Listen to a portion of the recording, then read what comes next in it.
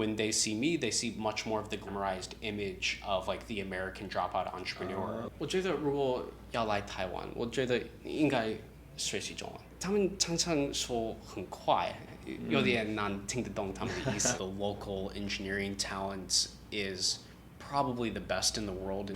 All right, can you just briefly introduce yourself? My name is Clayton Jacobs. I am an entrepreneur. I'm the founder and CEO of CreatorDB. I'm originally from the US, but I've been in Taiwan for 5 years now. What brought you to Taiwan specifically? Yeah, so I was living in Shenzhen before. I was living in China. Since I knew I wanted to be a founder one day and I knew that I wanted to have my own business, to me it didn't make a lot of sense to be building up connections in China because if you're a foreign entrepreneur, you can only ever own up to 49% of a company in China. And so when I kind of had an opportunity to come out to Taiwan. It's a small island I'd never been before, but I moved here without ever having visited. Whoa, that's brave. I got a job offer on Friday night at dinner, and I was in Taipei on Sunday morning. Oh, wow. And I was in the office on Monday. It's like 100, 120 people total, like 40 or 50, which was in Taipei, and I was the only Westerner. I got to learn a lot about, not just Taiwanese working culture, but how to effectively communicate with Taiwanese engineers. They tend to be more successful with more direction or even prefer more direction, whereas in the US, you often deal with many conflicting opinions at every stage of decision making. Do you feel like in this talent pool in Taiwan, the education system trains people to have that kind of ambiguity and those critical thinking skills and communication, or is it something that as a boss you have to kind of foster in people? I don't think that any school system really sets that up. So I don't think it's purely a Taiwanese educational failure, even though it can kind of be exacerbated here. It seems like, there's a strong focus on memorization. There's a strong focus on learning how to take an English test for the sake of passing the test as opposed to learning English, for example. One of the biggest detriments is a training or a teaching to not have risk tolerance. So like Taiwanese American entrepreneurs are one of the most successful groups of entrepreneurs. YouTube, Twitch, there's so many examples. And when you look here locally at what the entrepreneurship scene looks like, I think that it's not really comparable. You mentioned that you dropped out of high school? Or you dropped out of college? Okay. Yeah. Would you recommend that path to other people? Not going to school are both options that should be both evaluated. I had a clear idea of what I wanted to accomplish.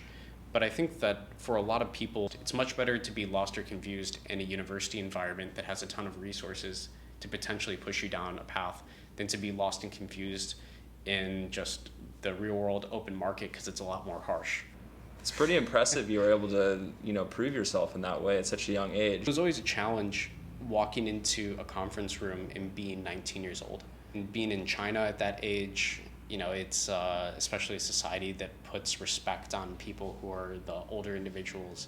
That was always a challenge, and I still see it now, honestly. Half the reason I wear a mustache and beard is just to make myself look older. That's why I grew it in the first place. Yeah.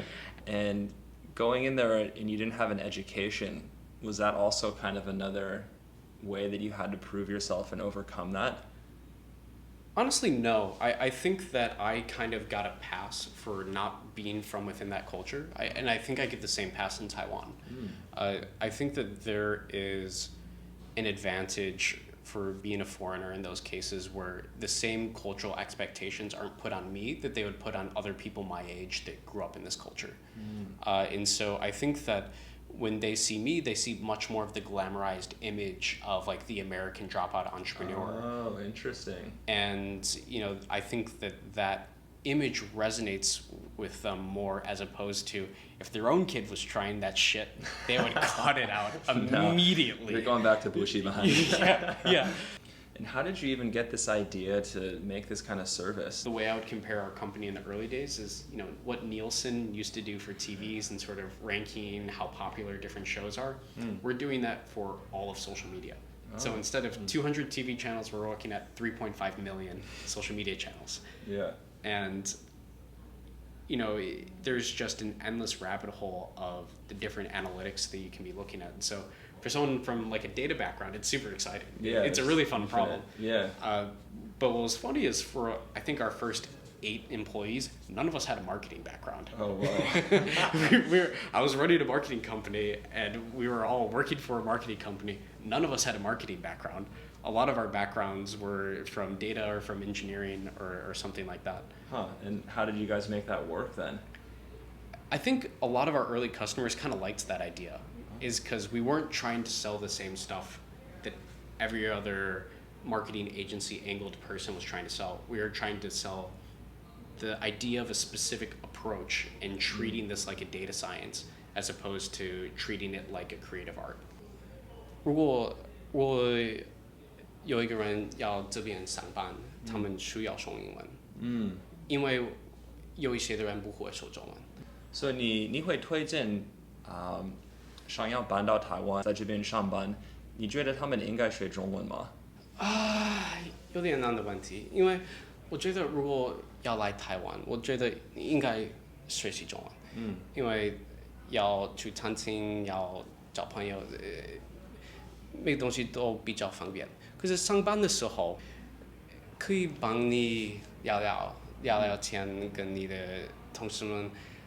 可是他们常常说很快，有点难听得懂他们的意思，还是他们说成语。如果在台湾要找公司，我觉得你可以说一点点的中文，就是还 OK，but you would have to make a huge leap to very fluent for it to be useful in a work environment. There are so many more local Taiwanese who are talented at speaking English than foreigners who are talented at speaking Chinese. The challenges of starting a business here are just so bureaucratic when it comes to registering a company, capitalizing, banking. For somebody who hasn't spent time in Taiwan, if they were looking at these systems, I would find them extremely unattractive. It's an ongoing challenge. I've heard the government talk about this issue as well, but I haven't seen significant change. Would you consider choosing a different country now that you know the process of how unfriendly it is to start a business here?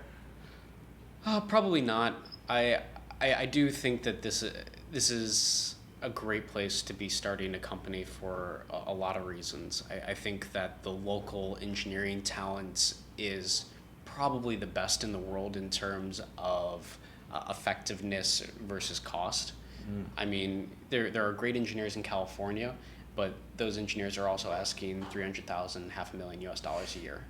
And I think that something else that's interesting, especially when I come at it from an American perspective, is when you're a startup in San Francisco and you recruit good talent, you have to be constantly afraid that talent is going to go to another company because there's some new cool thing and they're offering to pay them in crypto, and there's all that. But like for us, we've had one person leave in the whole history of running the business. Whoa. So we've had extremely low employee churn. I feel that like working for a foreign company is just desirable and cool in and of itself. What do you think the attitude towards that for your Taiwanese employees are?